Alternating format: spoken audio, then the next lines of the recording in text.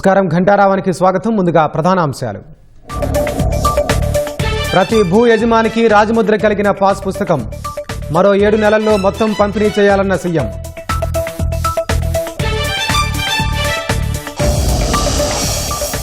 నిరసనల పేరుతో శ్రీవారి నామాలను అపహాస్యం చేయొద్దు. వైసీపీపై చట్ట ప్రకారం ముందుకెళ్లాలని పవన్ కళ్యాణ్ ఆదేశాలు.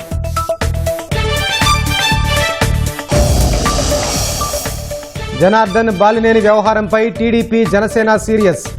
సంయమనం పాటించాలని ఆదేశాలు.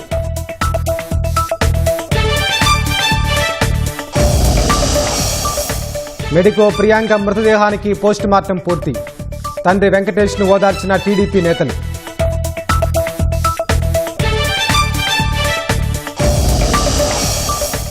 విద్యార్థులపై లాఠీ చార్జిపై సమగ్ర చర్చకు కేంద్రం అంగీకారం.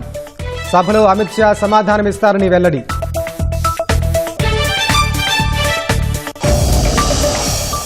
జార్ఖండ్లో పరీక్షల అవకతవకలపై తీవ్రమైన ఆందోళనలు.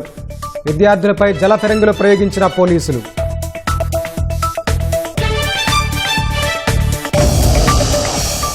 మధ్యప్రదేశ్లో వరదలో కొట్టుకుపోయిన వ్యాన్. బాలిక సహా 9 మంది మృతి.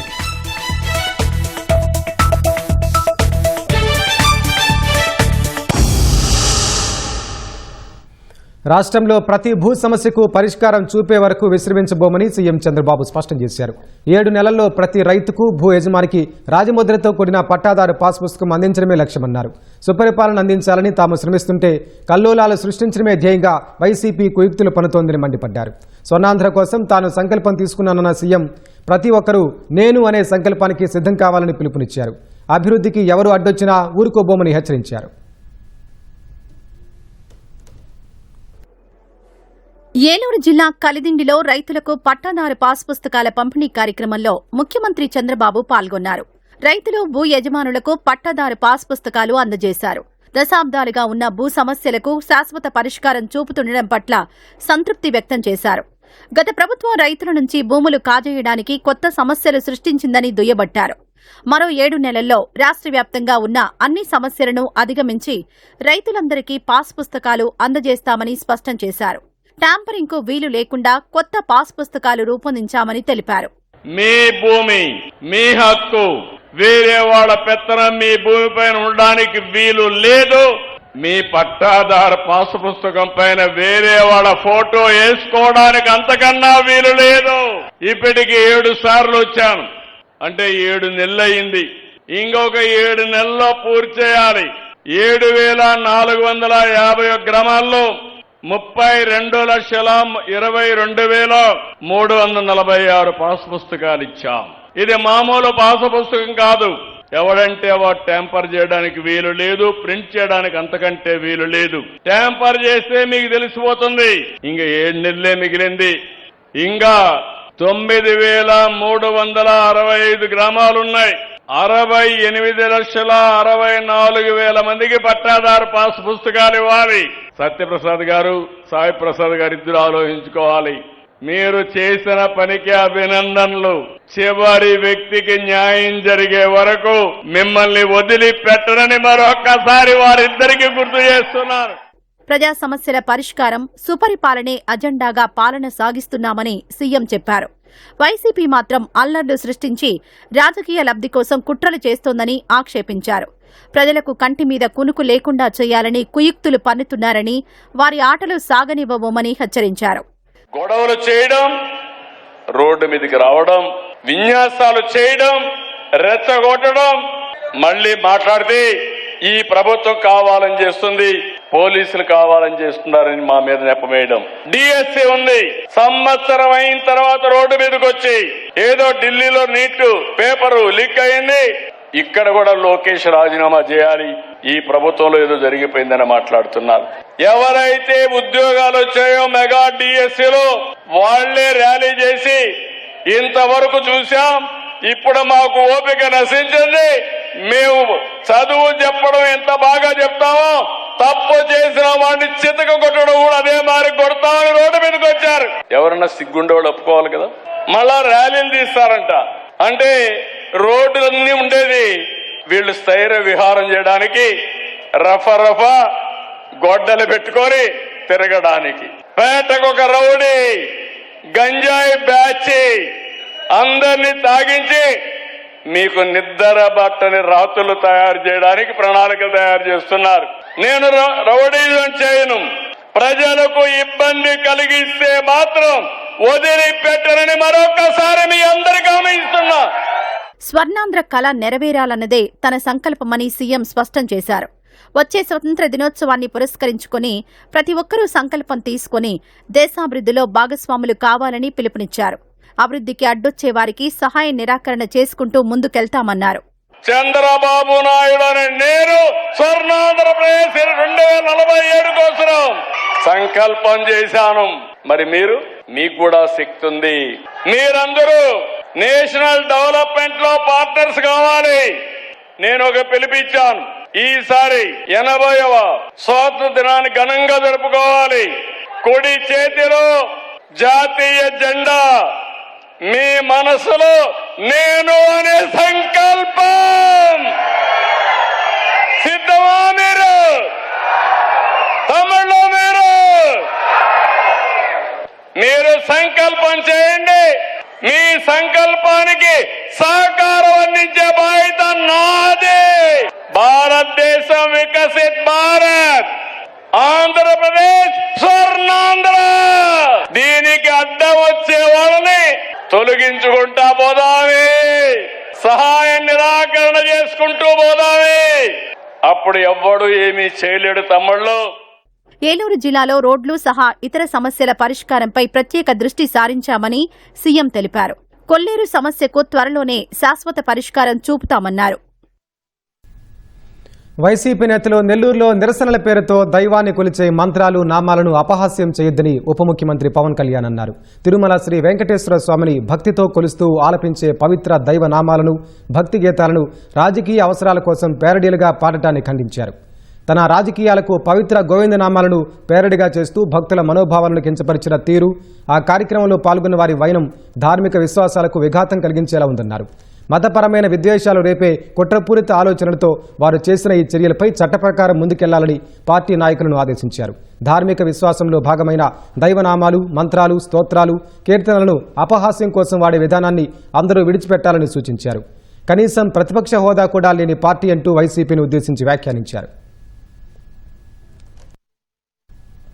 ఒంగోలులో మాజీ మంత్రి బాలినేని, టీడీపీ ఎమ్మెల్యే జనార్దన్ మధ్య మాటల యుద్ధం ముదిరింది. కాణిపాకంలో ప్రమాణం చేసేందుకు ఇరువురు నేతలు సవాల్ విసురుకున్నారు. జనసేనలో చేరి ఉండకపోతే లోపల వేయించేవాడినన్న దామచర్ల మాటలకు మాకు చేతకాదా అని బాలినేని ఘాటుగా స్పందించారు. తనపై, జనార్దన్పై సీఎం చంద్రబాబుతో విచారణ జరిపించాలని బాలినేని డిమాండ్ చేశారు.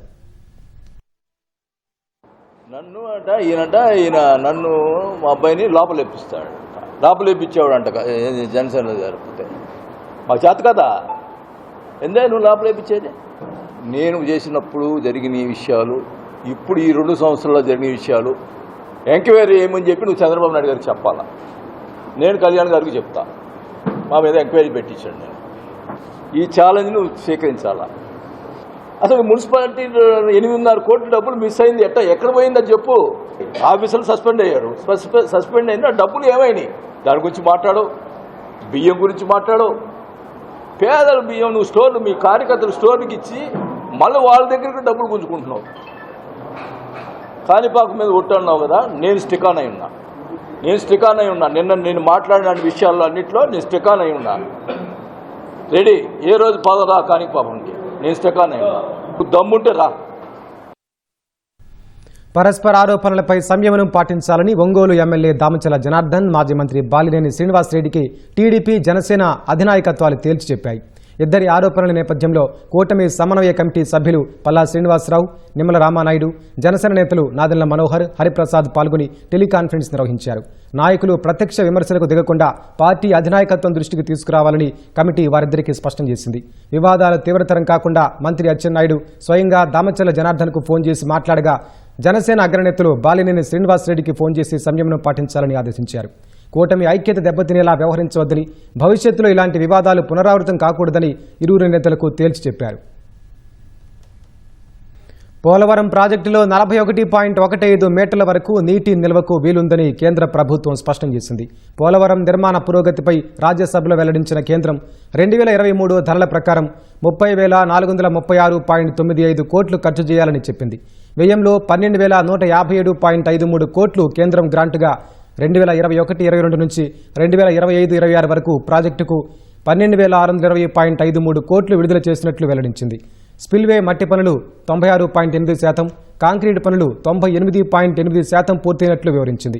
ప్రాజెక్టు పురోగతిలో స్టీల్ పనులు 92.9%, ఎర్త్కమ్ రాక్ఫిల్ డ్యాం పనులు, మట్టి పనులు 75.5% పూర్తయినట్లు వెల్లడించింది. కాంక్రీట్ పనులు 81.9%, స్టీల్ పనులు 81.3% పూర్తయినట్లు కేంద్రం చెప్పింది. ప్రధాన కాలువల పనుల్లో మట్టి పనులు 98.9%, కాంక్రీట్ పనులు 88.4%, స్టీల్ పనులు 55.6% పూర్తయినట్లు కేంద్రం తెలిపింది. మొత్తం ప్రాజెక్టు వల్ల 96,660 మంది నిర్వాసితులవుతున్నారని, తొలిదశ నీటి నిల్వతో ముంపునకు గురయ్యే 17,892 మందిని తరలించినట్లు వెల్లడించింది. సహాయ పునరావాస చర్యలకు 1,373.01 కోట్లు ఖర్చు చేసినట్లు చెప్పింది. మరో 1,581.08 కోట్లు అవసరమవుతాయని వెల్లడించిన కేంద్రం 2026 మార్చి నాటికి ప్రాజెక్టు తొలిదశ పూర్తి చేయాలని లక్ష్యంగా పెట్టుకున్నట్లు వివరించింది.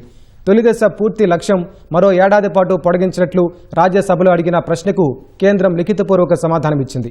పోలవరం ప్రాజెక్టు పురోగతి వివరాలను కేంద్ర మంత్రి రాజ్భూషణ్ వెల్లడించారు.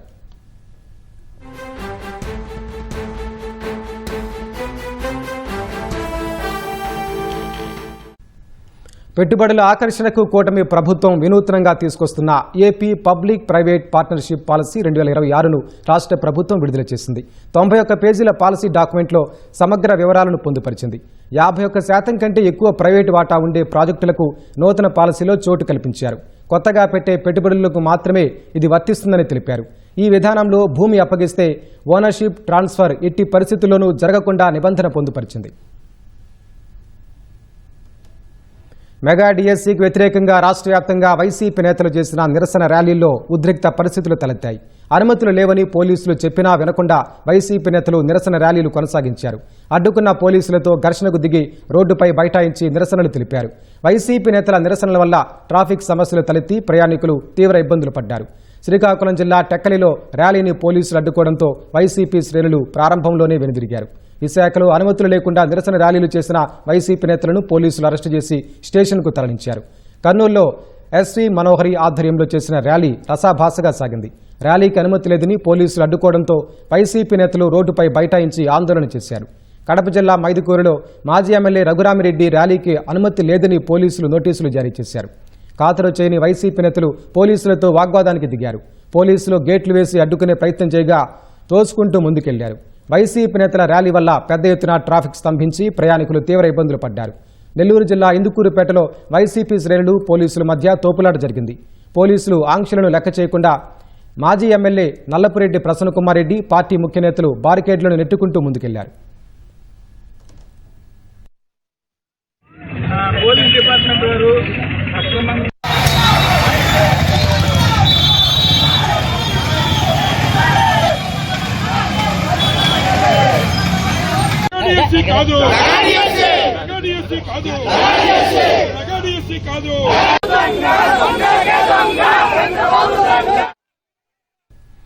మార్కాపురం కలెక్టరేట్లో వెలిగొండ ప్రాజెక్టు నిర్వాసితుల నిరసన ఉద్రిక్తతకు దారితీసింది. 18 ఏళ్లు నిండిన ప్రతి నిర్వాసితుడికి న్యాయం చేయాలంటూ ప్రాజెక్టు ముంపు గ్రామాల ప్రజలు కలెక్టరేట్ ఎదుట ధర్నాకు దిగారు.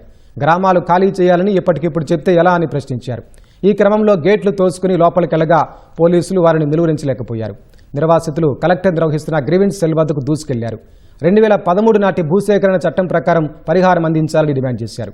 మార్కాపురం ఎమ్మెల్యే కందుల నారాయణ రెడ్డి కలెక్టరేట్కు చేరుకుని నిర్వాసితులతో మాట్లాడారు. అర్హులందరికీ పరిహారం అందేలా చూస్తారని భరోసా ఇచ్చారు. రాజమహేంద్రవరంలో కారు ఢీకొన్న ఘటనలో తీవ్రంగా గాయపడి ప్రాణాలు కోల్పోయిన మెడికో ప్రియాంక మృతదేహానికి హైదరాబాద్లోని గాంధీ ఆసుపత్రిలో పోస్టుమార్టం పూర్తయింది. శవపరీక్ష అనంతరం పోలీసులు మృతదేహాన్ని కుటుంబ సభ్యులకు అప్పగించారు. స్వగ్రామమైన జోగులాంబ గద్వాల జిల్లాకు ప్రియాంక మృతదేహాన్ని తరలించారు. ఈ నెల 3న రాజమహేంద్రవరంలో కారు ఢీకొన్న ఘటనలో తీవ్రంగా గాయపడిన వైద్య విద్యార్థిని ప్రియాంక సికింద్రాబాద్లోని కిమ్స్ ఆసుపత్రిలో చికిత్స పొందుతూ ఆదివారం మధ్యాహ్నం ప్రాణాలు కోల్పోయారు. ఆమె మృతదేహాన్ని గాంధీ ఆసుపత్రికి తరలించి పోస్టుమార్టం పూర్తి చేశారు. అనంతరం పోలీసులు ప్రియాంక మృతదేహాన్ని కుటుంబ సభ్యులకు అప్పగించారు. గాంధీ ఆసుపత్రికి చేరుకున్న తెలంగాణ మంత్రి వాకిటి శ్రీహరి, రాజమహేంద్రవరం ఎమ్మెల్యే ఆదిరెడ్డి శ్రీనివాస్, తూర్పుగోదావరి జిల్లా టీడీపీ అధ్యక్షుడు బొడ్డు వెంకటరమణ చౌదరి ప్రియాంక భౌతిక కాయానికి నివాళి అర్పించారు. తండ్రిని ఓదార్చి ధైర్యం చెప్పారు. తన పెద్ద కుమార్తె లేకుండా తమ జీవితం ఎలా ముందుకెళ్తుందో అర్థం కావడం లేదని తండ్రి వెంకటేష్ ఆవేదన వ్యక్తం చేశారు. తన కుమార్తె మృతికి కారణమైన దుర్మార్గులను వదిలేస్తే తమలాంటి తల్లిదండ్రులకు గుండెకోత మిగులుతుందని, నిందితులపై కఠినమైన సెక్షన్లు నమోదు చేసి ఉరిశిక్ష వేయాలని కోరారు. పోలీస్ దర్యాప్తు మీద మాకు కొన్ని ఏం అనుమానాలు వచ్చాయంటే వాళ్ళ లోకలు వాళ్ళు ఏమన్నా ఇన్ఫ్లుయెన్స్ యూజ్ చేసుకొని తప్పుదు పట్టిస్తారేమో, ప్రభావితం చేస్తారేమో అని మాకు అనుమానాలు కలిగినాయి. అక్కడికి వెళ్ళి దర్యాప్తు ఎలా చేశారో చూసిన తర్వాత ప్రాపర్గా వెళ్ళింది. అన్ని ఎవిడెన్స్ పర్ఫెక్ట్గా చూపించి ఎక్స్ప్లెయిన్ చేశారు. నిందితులకు ఉరిశిక్ష వేయాలి మేడం. నాలాంటి తల్లిదండ్రుల గుండె కోత మళ్ళీ రిపీట్ కాకూడదు. ఇట్లా తాగి ఇష్టం వచ్చినట్టు తిరిగితే మిగతా ఆకతాయిలు ఉంటారు, వాళ్ళు ఏమనుకుంటారు, ఇలా తగిలిస్తే ఏం కాదులే అనే మెసేజ్ సమాజంలో వెళ్తుంది. మిగిలిన జీవితం బతకడం నా కూతురు లేకుండా అవి లేని జీవితం ఊహించుకోలేకపోతున్నారు. నిందితులను ఇప్పటికే పోలీసులు అరెస్ట్ చేసి రిమాండ్కు తరలించారని, తప్పు చేసిన వారు ఎంతటి వారైనా వదిలిపెట్టే ప్రసక్తే లేదని టీడీపీ నాయకులు స్పష్టం చేశారు. ఆయనే చూసుకొని ఆయన చెవులతోటి ఆయనే విన్న తర్వాత ఈ ప్రభుత్వం ఎంత పారదర్శకంగా ఈ యొక్క సోదరిమణి యొక్క వ్యవహారంలో వ్యవహరించిందన్న చాలా స్పష్టంగా కనబడతా ఉంది. కూటమి ప్రభుత్వం ఆయనతో అండగా ఉందన్న నమ్మకాన్ని క్రియేట్ చేశాం. మధ్యలోనే ఎవరికి వారు రాజకీయంగా దీన్ని వాడుకోవడానికి ప్రయత్నాలు చేశారు. ఇలాంటి సంఘటనల ద్వారా అంత కష్టపడి చదివి ప్రాణం కోల్పోయిన సోదరిమణిలాగా ఇంకెవరికి కూడా జరగకుండా ఉండేందుకు కూటమి ప్రభుత్వం ఏదైతే కారణమైన ఇద్దరిని అయితే వదిలిపెట్టదు. చట్టపరంగా వాళ్ళు రిమాండ్కి వెళ్ళారు. ఇంకా ఏ విధంగా చెయ్యాలన్నది కూడా చంద్రబాబు నాయుడు గారు చూడమన్నారు. ఇటువంటి విషాదమైన గడియల్లో దయచేసి ఎవరు కూడా ఈ మరణం పట్ల రాజకీయం చేయొద్దని చెప్పేసి ఆ కుటుంబ సభ్యులంతా కూడా వేడుకున్నారు. అయితే ప్రభుత్వం తరపున స్వయాన నారా చంద్రబాబు నాయుడు గారు ఇనిషియల్గా 20 లక్షలు ఎక్స్గ్రేషియా ప్రకటించడం జరిగింది. అదేవిధంగా వారు చదివే కాలేజీలో ఎక్కడైతే ఉన్నారో ఆ కాలేజీ నుంచి వారి ఫీజు కూడా రీయింబర్స్ చేయమని వారిని కోరటం జరిగింది. అదేవిధంగా మాల్ దగ్గర నుంచి కూడా ఎంతకంత కాంపెన్సేషన్ ఇవ్వమని వారు కూడా కోరటం జరిగింది. ప్రియాంక కుటుంబానికి తెలంగాణ ప్రభుత్వం అండగా ఉంటుందని ఆ రాష్ట్ర మంత్రి వాకిటి శ్రీహరి చెప్పారు. నిందితులు తప్పించుకోకుండా కఠిన శిక్ష పడేలా చూడాలని ఏపీ ప్రభుత్వాన్ని కోరారు. ఎంత చేసినా ఆ కడుపు కోత తీర్చలేనిది వెంకటేశన్న కుటుంబంలో ఆ కుటుంబానికి ఆధార బిందువైనటువంటి ప్రియాంక చనిపోవడం చాలా బాధాకరం. ఖచ్చితంగా ఈ చర్యకు పాల్పడిన వ్యక్తుల పట్ల కఠినమైన నిర్ణయం తీసుకునే విధంగా ఆంధ్రప్రదేశ్ ప్రభుత్వంపై అధికారులపై ఒత్తిడి తీసుకొచ్చి నిర్ణయాలు తీసుకుంటామనే మాట తెలియజేసుకుంటూ తీవ్ర దిగ్భ్రాంతి తెలియజేస్తూ ఖచ్చితంగా కుటుంబాన్ని ఆదుకునే బాధ్యత మాపై ఉంది. ఆ నిర్ణయాలు తీసుకుంటాం. ఢిల్లీలో విద్యార్థులపై లాఠీ చార్జ్కు సంబంధించి హోంమంత్రి అమిత్ షా సమాధానమిస్తారని కేంద్రం ప్రకటించింది. హోంమంత్రి సమాధానం చెప్పేంత వరకు ఉభయ సభల్లో నిరసన కొనసాగిస్తామని విపక్షాలు చెబుతున్న వేళ కేంద్రం ఈ మేరకు వెల్లడించింది. అయితే చర్చ సమాధానం పూర్తయ్యే వరకు విపక్షాలు సభలోనే ఉండాలని పార్లమెంటరీ వ్యవహారాల శాఖ మంత్రి కిరణ్ రిజిజు స్పష్టం చేశారు. చర్చలో పాల్గొంటున్న విపక్షాలు ప్రభుత్వం సమాధానం ఇచ్చే సమయంలో వాకౌట్ చేస్తున్నాయని విమర్శించారు. ఇది సరైన విధానం కాదన్నారు. The offer made by the government is very clear. I have stated government is ready to have a full and detailed discussion about the student movements and the activities related to that. My only point very clearly made to the opposition is while the discussion and the reply is being made, they should not create any disturbances to distract the House or to prevent the statement of the Honorable Home Minister. They must listen to the reply of the Home Minister and the government. Once discussion begins, we must have threadbare discussion. మధ్యప్రదేశ్లోని రాజ్గఢ్ జిల్లాలో సోమవారం విషాదం చోటు చేసుకుంది. భారీ వర్షాల కారణంగా ఉధృతంగా ప్రవహిస్తున్న వాగు దాటుతుండగా 11 మంది ప్రయాణికులతో వెళ్తున్న ఓ వ్యాన్ వరద ఉధృతికి కొట్టుకుపోయింది. ఈ ఘోర ప్రమాదంలో ఒక బాలిక సహా 9 మంది ప్రాణాలు కోల్పోయారు. 2 వ్యక్తులు ఈదుకుంటూ వెళ్లి ప్రాణాలు దక్కించుకున్నట్లు పోలీసులు తెలిపారు. ఇవాళ ఉదయం 9 గంటల ప్రాంతంలో సారంగపూర్ పట్టణం సమీపంలోని పడానా బైపాస్ కల్వర్ట్ వద్ద ఈ ఘటన జరిగింది. స్థానిక అధికారులు, గ్రామస్తులు వద్దని వారిస్తున్నప్పటికీ వినకుండా డ్రైవర్ నిర్లక్ష్యంగా వాహనాన్ని నీటిలోకి పోనివ్వడంతో క్షణాల్లోనే వ్యాన్ నీటి ప్రవాహానికి కొట్టుకుపోయిందని ప్రత్యక్ష సాక్షులు తెలిపారు. వ్యాన్ నీటిలో మునిగిపోతుండటం గమనించిన స్థానికులు తమ ప్రాణాలకు తెగించి తాళ్ల సాయంతో సహాయక చర్యలు చేపట్టారు. కొందరిని కాపాడే ప్రయత్నం చేశారు. అయితే అప్పటికే నీట మునిగి ఒక బాలిక సహా 9 మంది మృత్యువాత పడ్డారు. పడానా బైపాస్ సమీపంలో వాగు ఉధృతి ఎక్కువగా ఉన్నప్పటికీ డ్రైవర్ నిర్లక్ష్యం వల్లే ఈ ప్రమాదం జరిగిందని 9 మంది ప్రాణాలు కోల్పోయారని పోలీసులు స్పష్టం చేశారు. ఈ ఘటనపై సారంగపూర్ పోలీస్ స్టేషన్లో కేసు నమోదు చేసి దర్యాప్తు చేస్తున్నట్లు వెల్లడించారు. జార్ఖండ్లో నియామక పరీక్షల నిర్వహణలో భారీగా అవకతవకలు జరిగాయని రాంచీలో వేలాది మంది విద్యార్థులు చేపట్టిన ఆందోళనలు తీవ్ర రూపం దాల్చాయి. ఈ అంశంలో తొలుత అసెంబ్లీ ముట్టడికి బయలుదేరిన పలువురు విద్యార్థులను పోలీసులు మార్గమధ్యలోనే అడ్డుకున్నారు. అయితే వివిధ మార్గాల్లో అసెంబ్లీ వైపుగా వేలాది మంది విద్యార్థులు వెళ్లారు. తమ డిమాండ్లు నెరవేరే వరకు పోరాటాన్ని ఆపే ప్రసక్తే లేదని విద్యార్థులు తేల్చి చెప్పారు. జాతీయ జెండాలు చేతబట్టిన విద్యార్థులు బారికేడ్లను తోసుకుని అసెంబ్లీ వైపు ముందుకు వెళ్లేందుకు తీవ్రంగా యత్నించారు. ఈ క్రమంలో పోలీసులకు విద్యార్థులకు మధ్య తోపులాట జరిగి పరిస్థితి ఉద్రిక్తంగా మారింది. బారికేడ్లను ఛేదించుకుని వస్తున్న ఆందోళనకారులను చెదరగొట్టేందుకు పోలీసులు వారిపై జల ఫిరంగులు ప్రయోగించారు. అయితే ఉద్రిక్తతల మధ్య పలువురు విద్యార్థులు బారికేడ్ల పైకెక్కి నిలబడ్డారు. పోలీసులు తమపైకి వాటర్ క్యానన్లతో నీటిని కొడుతున్నప్పటికీ ఏమాత్రం వెనక్కి తగ్గకుండా ఆ నీటి దారాల మధ్య బారికేడ్లపైనే డ్యాన్స్ వేస్తూ తమ నిరసనను వినూత్నంగా వ్యక్తపరిచారు.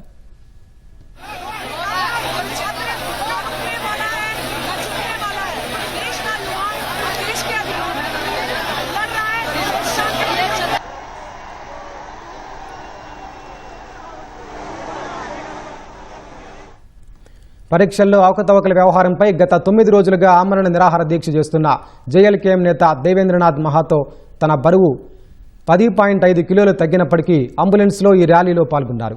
ఆయన మాజీ ముఖ్యమంత్రి శిబు సోరెన్ చిత్రపటాన్ని చేతపట్టుకుని కనిపించారు. తమ నిరసన 17వ రోజుకు చేరుకోవడంతో ఆందోళనకారులు జాతీయ జెండాలు, ప్లకార్డులు చేతబోని తమ డిమాండ్లకు మద్దతుగా పెద్దపెట్టున నినాదాలు చేశారు. ముఖ్యమంత్రి హేమంత్ సోరెన్ 51వ జన్మదినం నాడే జరిగిన ఈ ర్యాలీ ధర్వాలోని పాత అసెంబ్లీ కాంప్లెక్స్ వెలుపల నుంచి ప్రారంభమైంది. కొత్త విధానసభ భవనానికి చేరుకోవాలనే లక్ష్యంతో నిరసనకారులు ముందుకు సాగారు.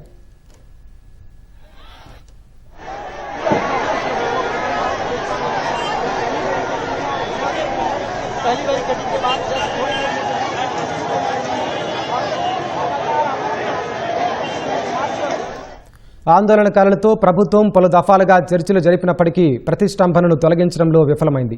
చివరి విడత చర్చల అనంతరం నిరసనకారుల డిమాండ్లలో 98% అంగీకరించామని ప్రభుత్వం ప్రకటించింది. అయితే రద్దు చేయాలని కోరిన 13 పరీక్షల్లో కేవలం 3 మాత్రమే రద్దు చేసేందుకు ప్రభుత్వం అంగీకరించిందని నిరసనకారులు తెలిపారు. ఈ మొత్తం వ్యవహారంపై సిబిఐ విచారణ జరిపించాలన్న తమ డిమాండ్ నెరవేరే వరకు వెనక్కి తగ్గేదే లేదని స్పష్టం చేశారు.